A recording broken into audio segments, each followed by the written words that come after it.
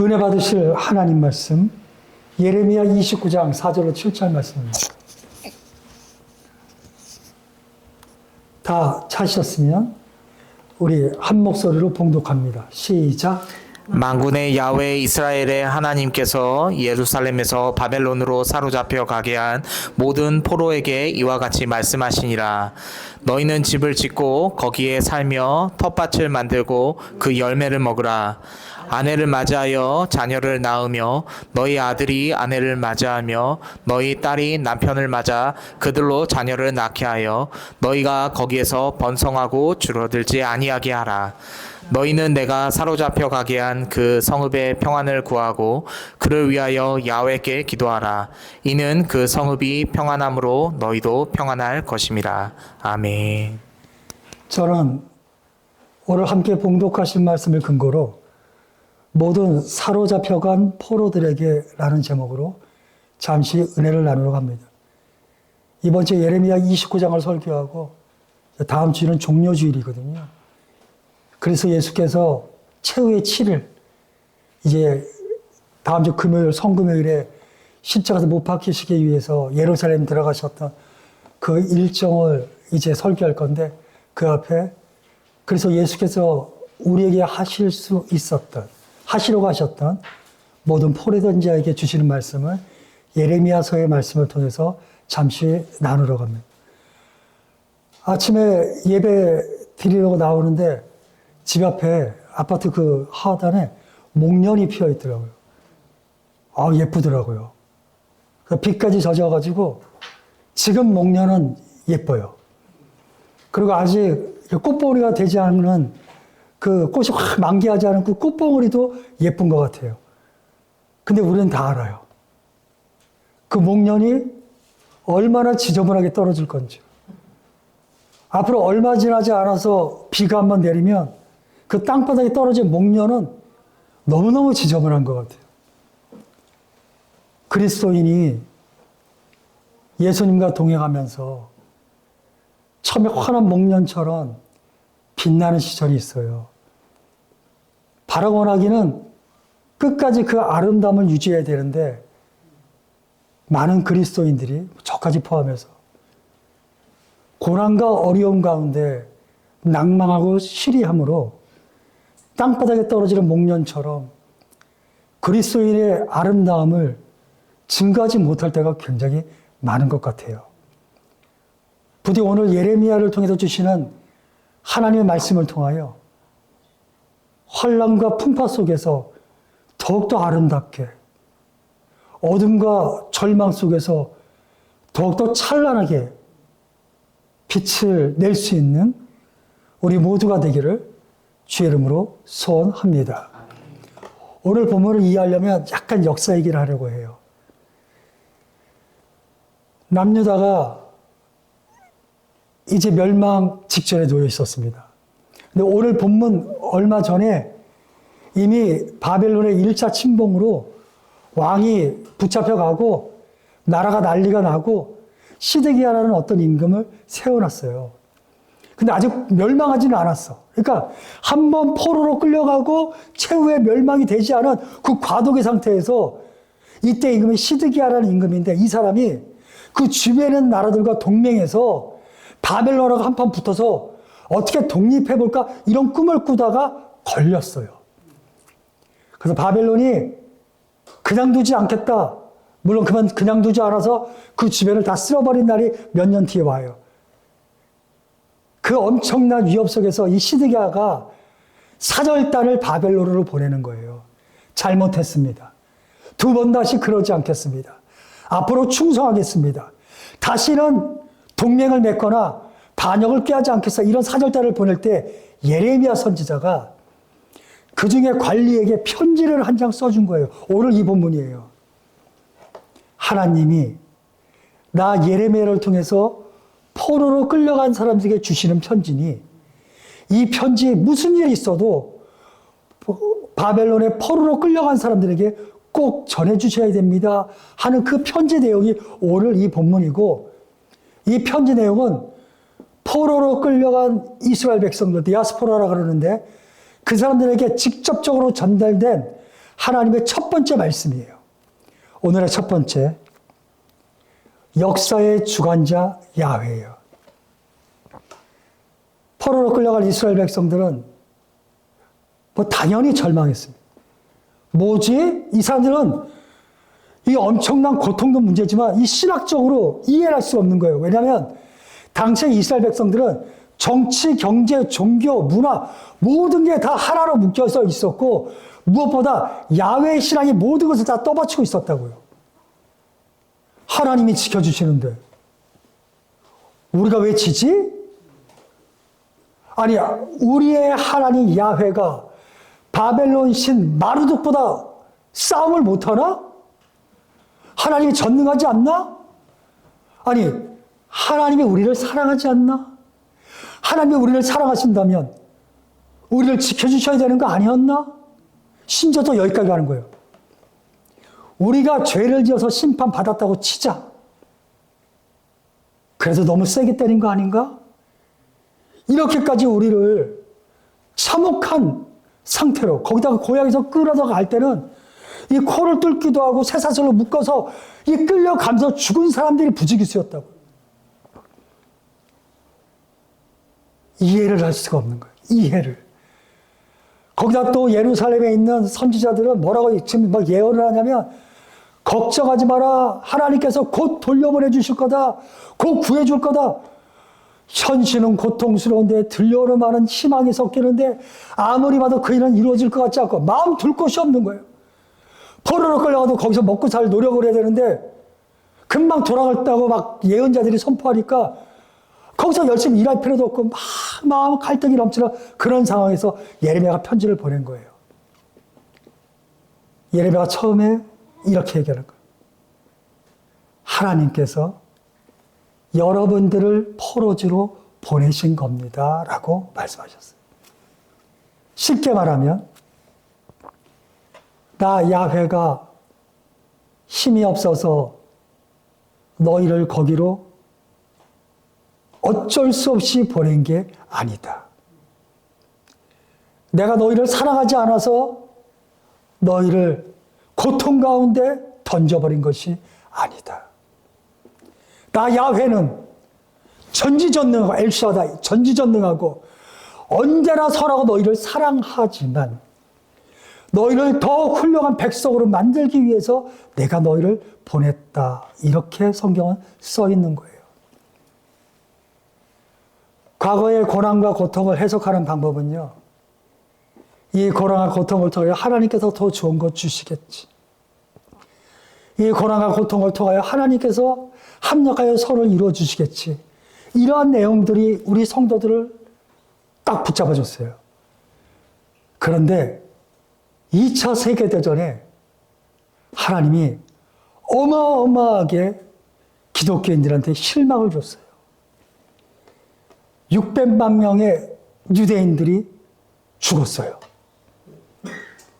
그때 수많은 기독교인들을 그 엄청나게 유명한 신학자들까지 다 이렇게 질문을 했어요. 그래, 고난은 하나님의 놀라운 뜻이 있겠지. 그런데 600만 명을 죽이는 게 말이 돼? 그래, 고난을 통하여 합력하여 선을 이룰 수 있겠지. 우리는 이해 못하지만 하나님의 놀라운 뜻이 예비되어 있겠지. 그래도 600만 명을 죽여서는 안 되지. 정말로 하나님이 어마어마하게 타격을 받으셨어요. 오늘 본문도 마찬가지예요. 하나님이 엄청나게 좋은 뜻이 있다 할지라도 이렇게까지 할 수 있는가? 이러한 질문들이 마구마구 나올 수 있어요. 근데 제가 성경을 묵상하면서 이렇게 생각했습니다. 하나님이 능력이 없다라고 생각하는 것. 하나님의 능력이 있지만 하나님이 우리를 사랑하지 않는다고 생각하는 것. 그리고 우리는 알 수 없지만, 우리 너무나 가슴 아파서 이해할 수 없지만, 하나님이 이 고난을 통하여 놀라운 일을 계획하고 계신다고 믿는 것. 이러한 여러 가지 것들을 놓고 내가 판단하려고 생각할 때 어떤 것이 내 인생에 가장 유익한 결론을 얻게 되겠는가? 저는 주저하지 않고 하나님이 나를 고난 가운데로 보내셨고 그 고난 가운데서 지켜주실 것이고 마침내 승리하게 해 주실 걸 믿겠다. 현대신학의 다양한 이야기들 모르는 거 아닙니다. 그러나 그런 다양한 논의들을 따라가면 우리가 마음 둘 곳이 없어요. 합리적이고 이성적인 방법으로 하나님의 선하심과 능력을 막 따지면서 쓰나미, 2차 대전, 수많은 고통, 화재, 이해할 수 없는 수많은 아픔들 해석할 방법이 없어요.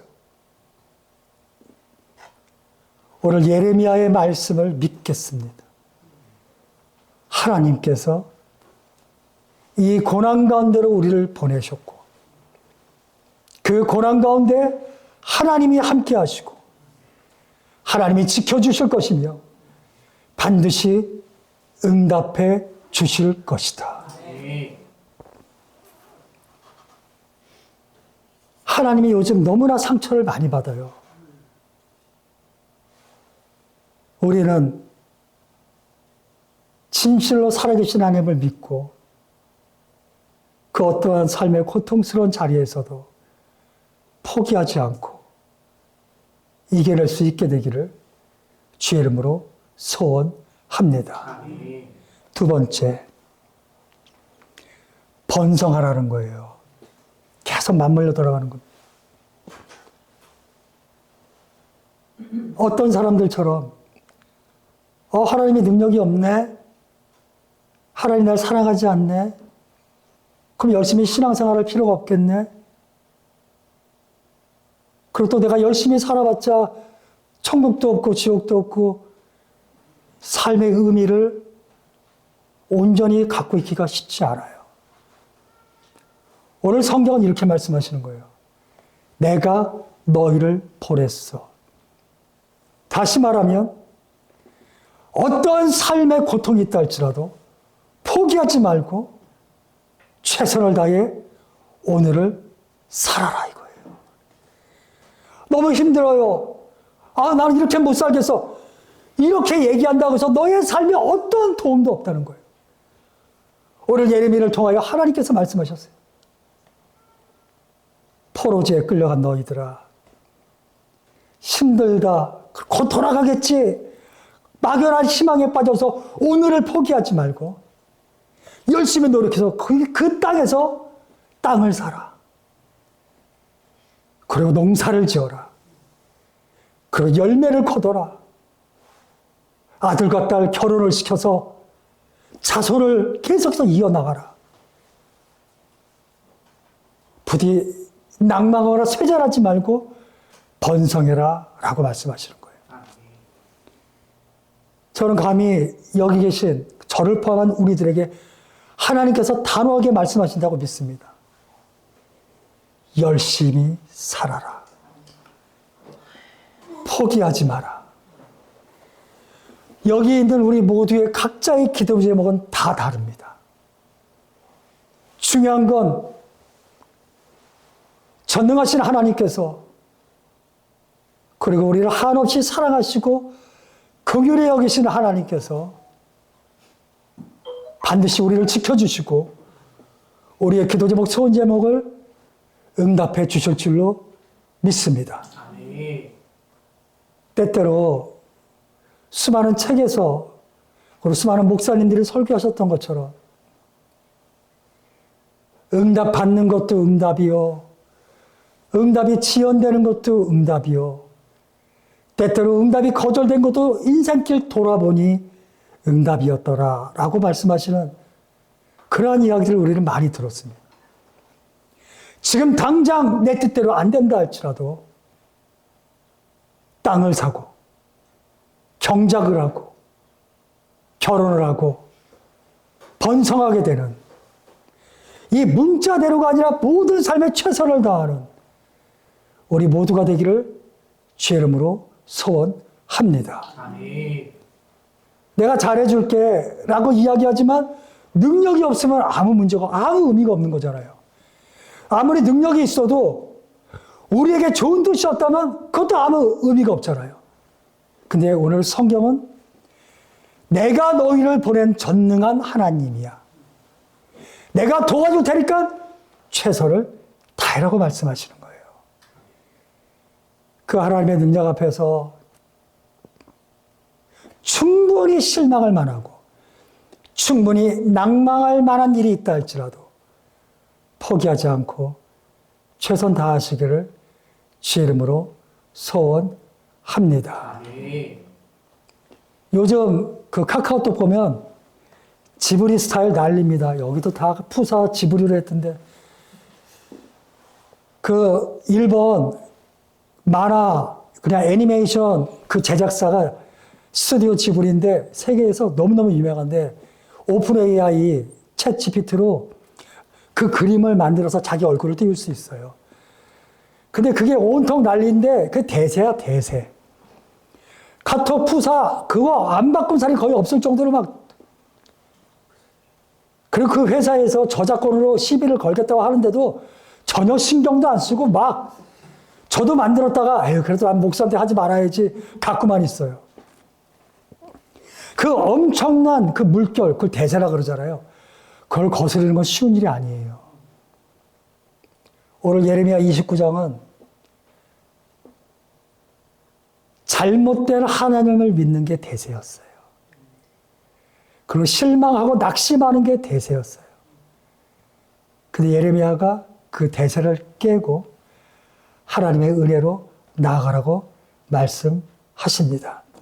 오늘의 세 번째, 기도하면 구원하리라. 그 대구 그 중환자실 사진 하나 띄워주시겠어요? 한 간호사가 그 조사에 의하면 한 3명쯤 된대요. 그 피해자 아가이들이 한 6명 정도 된대요. 저걸 괜히 SNS에 올리는 게 말이 됩니까? 중환자실에서 자기 옷을 잡고 있는 그 애기 사진 올려놓고 거기에 이렇게 써놨잖아요. 낙상 마렵다. 무슨 뜻이에요? 던져버리고 싶다는 뜻이에요. 그런 걸 인터넷에 올렸는데 안 걸릴 줄 알았겠지. 겉으로는 훌륭한 간호사의 모습을 하고 있을지라도 그 속마음은 전혀 다르던 거 아니겠어요? 오늘 하나님께서는 이렇게 말씀하셔요. 예레미야 29장 11절에 띄워주시겠어요? 봉독하시겠습니다. 야훼의 말씀이니라. 너희를 향한 나의 생각을 내가 아나니 평안이요 재앙이 아니라 너희에게 미래와 희망을 주는 것이니라. 아멘. 아멘. 하나님이 내가 너희를 심판한 건 재앙이나 재난을 주려고 그런 거 아니? 내 마음을 좀 알아줘. 이렇게 말씀하시는 거예요. 난 너에게 희망과 소망과 미래를 주려고 계획하고 있어. 겉으로 훌륭한 간호사인 척하면서 저런 사진 올리는 그런 이중적인 그런 성격의 하나님이 아니라고 말씀하시는 거예요. 내가 너희를 한 번 사랑하면 끝까지 사랑하고 지켜주겠다고 말씀하셨어요. 그리고 뭐라고 말씀하셨냐면 너희가 나에게 부르짖어라. 기도하면 내가 듣고 응답해 주겠다. 너희가 나에게 구하라. 너희가 나를 찾으면 내가 만나주겠다고 말씀하시는 거예요. 아멘. 살아가는 성도님, 힘들고 어려울 때 제가 볼 때 제일 편한 방법은 포기하는 거예요. 근데 그래서는 우리의 삶에 희망과 미래가 없어요. 힘들고 어렵고 낭망될 때 가장 중요하고 가장 확실한 방법은 기도하는 거예요. 아멘. 그리고 하나님께 나가는 거예요. 주님의 약속은 반드시 이루어집니다. 내가 너의 기도를 듣고 응답해 주겠다. 너희가 나를 찾으면 내가 반드시 너희를 만나 주겠다. 아멘. 그리고 14절에 가서 내가 너희를 포로지에서 구원해 주겠다라고 말씀하셨어요. 여기 계신 분들은 이 예레미야 29장 시절의 역사적 배경을 다시 한번 확인하면 이 약속이 얼마나 대단한 건지 깜짝 놀라게 될 거예요. 이때가 예수님 오기 BC 595년, 무려 거의 600년 전의 이야기예요. 이때의 최강대국은 바벨론이었습니다. 이 바벨론은 지금의 미국보다 더 강대한 나라일 수가 있어요. 그 나라에 지금 포로로 끌려간 거예요. 이 남유다, 팔레스타인에서 가장 미약한 이 사람들은 어떤 일이 있어도 절대로 포로지에서 돌아올 방법이 없어요. 내가 죽어도 내 자식을 번제로 드려도 그런 일은 있을 수가 없어요. 근데 하나님께서 기도하고 나에게 부르짖고 나에게 찾아오고 구하면 내가 그 일을 이루어주겠다고 말씀하셨어요. 포로로 끌려간 사람들이 이 말씀이 믿어지겠습니까? 근데 놀라운 건요, 약 60년쯤 뒤에 어린 숫자로 70년 후에 그 일이 이루어졌어요. 갑자기 남유다가 엄청난 강대국이 되거나 거기에 어마어마한 군인이 나타나서 막 전쟁을 이겨서 그 일이 이루어진 게 아니에요. 바벨론 옆에 페르시아라는 새로운 나라가 생겼어요. 그 나라에 위대한 황제 고레스 황제가 있었어요.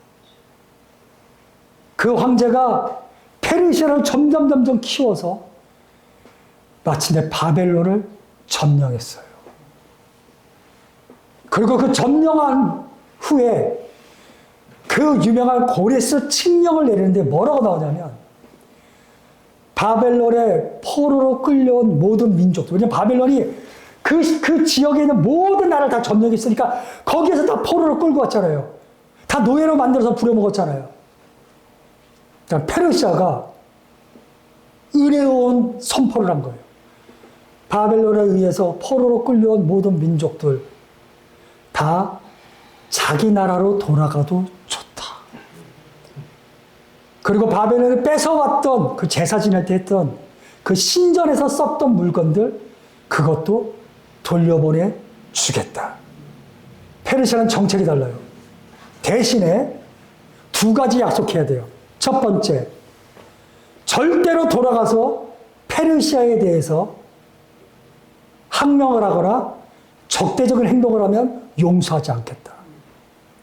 두 번째는 언제나 자기 나라에서 예배 드릴 때마다 페르시아를 위해서 기도해라. 포로로 끌려간 사람들이 그래서 돌아오게 됐어요. 시편에 노래가 있지 않습니까? 야훼께서 우리를 시온으로 다시 돌려보내 주실 때 우리는 마치 꿈꾸는 것 같았습니다. 그 후렴구가 뭐예요? 눈물을 흘리며 씨를 뿌리는 자는 기쁨으로 단을 거두게 될 겁니다. 아멘. 꿈을 꿔도 되지 않을 그 일을 하나님께서 이루어 주신 거예요. 여기서 우리가 절대 잊지 말아야 될 것은 하나님, 저는 너무 부족한데요? 제 몸은 안 되는데요? 제가 가진 재능이 없는데요? 저는 물질이 없는데요? 남유다가 자기 힘으로 고국으로 돌아간 거 아니에요. 하나님이 그 옆에 고레스 황제를 세워서 바벨론을 점령하게 하고 남유다를 포로지에서 돌려보내 주신 거예요.